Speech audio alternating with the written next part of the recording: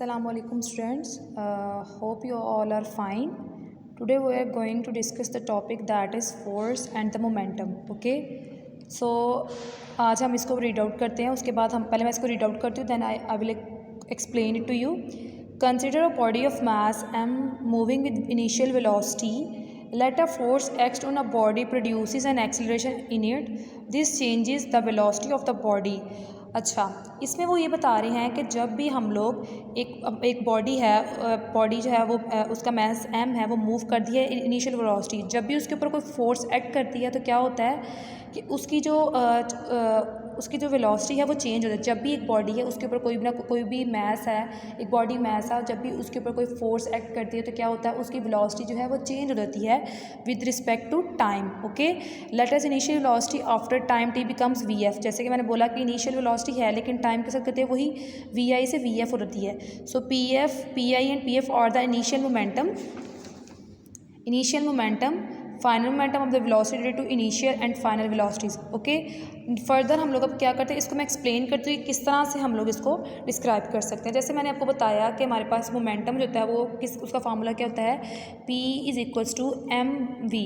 Okay, और अब यहाँ पे बात हो रही है इनिशियल मोमेंटम की और फाइनल मोमेंटम की. ठीक है, तो इसमें हमारे पास ये है कि जब भी हमारे पास हमारे पास मैस, एक बॉडी का मैस है, जब भी हम लोग उसके पास कोई ना कोई एक वेलोसिटी है, लेकिन जब भी उसके ऊपर हम लोग फोर्स अप्लाई करते हैं तो क्या होता है, उसकी जो वेलोसिटी है वो चेंज हो जाती है विद रिस्पेक्ट टू टाइम. तो फिर हम लोग इसको किस तरह से डिफ़ाइन करेंगे. देखो ना, ये P I am means initial momentum है ना, without providing it any external force. Okay, तो जब हम आफ्टर अप्लाइंग फोर्स तो हमारे पास वो क्या हो जाएगा, वही मोमेंटम पी एफ हो जाएगी. तो चेंज इन मोमेंटम हमारे पास क्या होगा कि P F minus P I is equals to M V F minus M V I, जो कि हमारे पास क्या है, एम वी एफ हमारे पास है फाइनल मोमेंटम और एम वी आई है इनिशियल मोमेंटम. तो रेट ऑफ चेंज मोमेंटम हमारे पास किसकी इक्वल है, रेट. जब भी रेट की बात हो रही हो तो it means it requires some time, means P F minus P I over T, means किसी भी बॉडी में change with respect to time आता है. जैसे हमारे पास इधर भी इनिशियल वेलोसिटी थी ना एक बॉडी की मोमेंटम, लेकिन जब हमने उसको फोर्स अप्लाई की with respect to time then उसके ऊपर चेंज आया, तो वो हमारे पास क्या हो जाएगी, एम हम लोग सेपरेट कर दे because it common V F minus V I. मतलब आप लोग ये कह सकते हैं this is equals to the change of velocity with equal to the acceleration produce by it.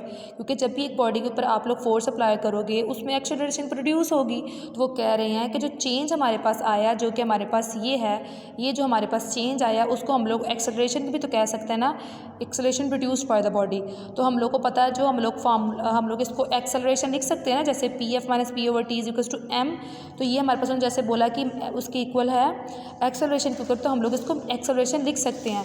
Further अगर आप ये देखो न्यूटन के सेकंड लॉ के अकॉर्डिंग हमारे पास जो ए है बेसिकली एम ए बेसिकली क्या होता है, वो फोर्स होता है according to Newton second law. तो सो इधर से हमें पता चलता है कि जब भी चेंज इन मोमेंटम जो है with respect to force with respect to time होता है. ठीक है, अब हम लोग इसको मूव करते हैं इसकी डेफिनेशन की तरफ, उससे आपको फर्दर क्लैरिफाई हो जाएगा.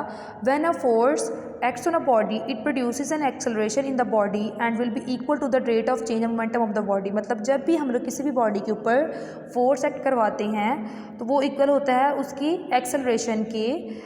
उससे क्या होता है, एक्सेलरेशन प्रोड्यूस होती है और उससे क्या होता है कि वो किसके इक्वल होता है, चेंज ऑफ मोमेंटम होता है. क्योंकि एक बॉडी के अंदर आपने वेलोसिटी चेंज की है, मैस है एक बॉडी का, उसके अंदर वेलोसिटी चेंज की है, वेलोसिटी किसकी वजह से चेंज हुई है, फोर्स की वजह से.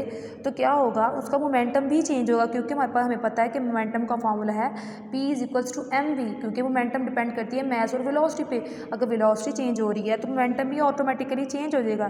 ठीक है, आज आपने क्या करना है स्टूडेंट्स, आप लोगों ने इसको सॉल्व करके तो मुझे बताना है, और फर्दर अगर आपको कोई कन्फ्यूजन है तो आप लोग मुझे इसके बारे में बता सकते हैं. ओके, अल्लाह हाफिज़.